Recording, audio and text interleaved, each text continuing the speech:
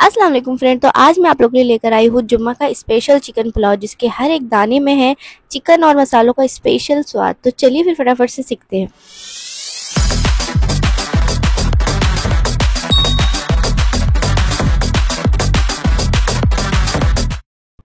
तो यहाँ पर हम पुलाव कुकर में बनाएंगे। तो सबसे पहले मैंने ले लिया है 4 चम्मच तेल। इसमें मैं डालूंगी कुछ खड़े मसाले। सारी क्वांटिटी मैंने डिस्क्रिप्शन बॉक्स में मेंशन कर दी है। अब इसे डालने के बाद हम थोड़ी देर इसे भूनेंगे ताकि जो इसका फ्लेवर है वो तेल में अच्छी तरीके से रिलीज़ हो जाए और एक खुशबूदार महक आने लगे। जैसे ही इसकी महक आने लगेगी तो हम यहाँ पे बारीक स्लाइसेस में कटे हुए 4 प्याज को डालेंगे और इसे गोल्डन ब्राउन होने तक के फ्राई करेंगे। ज़्यादा ब्राउन नहीं करना है, हमें इसे हल्का गोल्डन ब्राउन होने तक के फ्राई करना है। जैसे ही हल्का ब्राउन हो जाएगा तो हम यहाँ पे हमारे धुले हुए और पानी निथरे हुए गोश्त को, चिकन के गोश्त को डालेंगे और इन्हें भी अच्छे तरीके से भून देंगे जब तक कि इसका कलर जो है थोड़ा सा चेंज ना हो जाए। जब ये ऑफ वाइट का हो जाएगा तब हम इस पर थोड़े मसाले डालेंगे, जिसमें मैंने डाला है नमक आप 1 चम्मच के करीब यूज़ करिए ताकि आगे हम चेक करेंगे और फिर उसके अनुसार नमक भी डाल देंगे। साथ ही मैंने डाला है 2 चम्मच अदरक लहसुन का पेस्ट और इसे भी बहुत ही अच्छी तरीके से मिक्स करेंगे।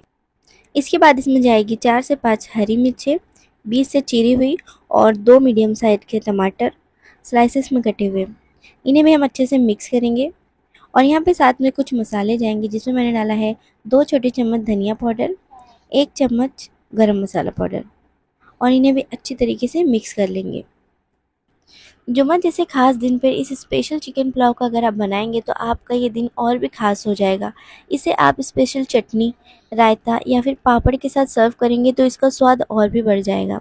तो यहाँ पर मैंने साथ ही में डाल दिया था 1 कप दही और 2 ऐसे चौकोर में कटे हुए आलू आप अपने हिसाब से कम या ज़्यादा कर सकते हैं। फिर इन्हें हम अच्छे से मिक्स कर देंगे। अब यहाँ पे जो है दही अपना पानी छोड़ेगा तो उस पानी में चिकन बहुत अच्छी तरीके से गल जाएगा। तो मैं इसे 4 से 5 मिनट ऐसे ही भून लूँगी। जैसे ही अच्छे से भुन जाएगा तो इसके ऊपर मैं डालूँगी बारीक कटी हुई कोतमीर और यहाँ पर मैंने एक मसाला यूज़ किया है पुलाव का। अगर आप इसे चाहे तो स्किप भी कर सकते हैं। इस मसाले से क्या होगा, हमारे पुलाव का जो टेस्ट है वो और भी इन्हेंस हो जाएगा, पर ये टोटली ऑप्शनल है। अगर आप चाहते हैं तो इसे स्किप भी कर सकते हैं। इन सब मसालों को डालने के बाद मैं इसे बहुत ही अच्छी तरीके से मिक्स कर लूँगी और ये देखिए अभी से हमारी पुलाव का जो कलर है वो कितना अच्छा आ गया है। अब यहाँ पर मैंने बासमती चावल को 1 घंटा पहले अच्छे से धो के भिगा के रख दिया था। तो यहाँ पे हमारा मसाला तैयार है। तो मैं यहाँ पे गरम करके पानी डाल रही हूँ। मैंने 2 गिलास चावल लिया था तो उसी हिसाब से मैं 3 गिलास इसमें पानी ली हूँ और इसे अच्छे से बॉईल कर लिया है। कच्चा पानी यूज़ नहीं करिएगा, पानी को बॉईल करके ही इसमें डालिएगा। और याद से यहाँ पर एक बार नमक और मिर्ची ज़रूर से टेस्ट कर लीजिएगा। मुझे यहाँ पे नमक कम दिख रहा था तो मैंने 1 चम्मच के करीब नमक और डाल दिया। आप अपने हिसाब से नमक कम या ज़्यादा कर लेना। और यहाँ पर मिर्ची भी मैंने टेस्ट कर ली थी तो मिर्ची का क्वांटिटी मुझे बिल्कुल परफेक्ट लग रही थी। तो जैसे ही ये पानी अच्छे से बॉईल हो जाएगा तो हम इसमें डालेंगे हमारे जो भीगे हुए चावल थे वो और फिर से अच्छी तरीके से मिक्स कर लेंगे। साथ ही मैंने आधे नींबू का रस डाला है ताकि जो हमारे चावल है वो बहुत ही खिले खिले बने और एक एक दाना जो है बिल्कुल अलग अलग रहे। तो ये सब डालने के बाद मैंने प्रेशर कुकर की लीड लगा दी थी और 1 विसल तेज़ और 1 विसल स्लो पर मैंने आने दी और सारी जो गैस थी उसे नेचुरली निकलने दिया। और उसके बाद मैंने कुकर को खोला तो माशाल्लाह हमारा पुलाव बन के तैयार था।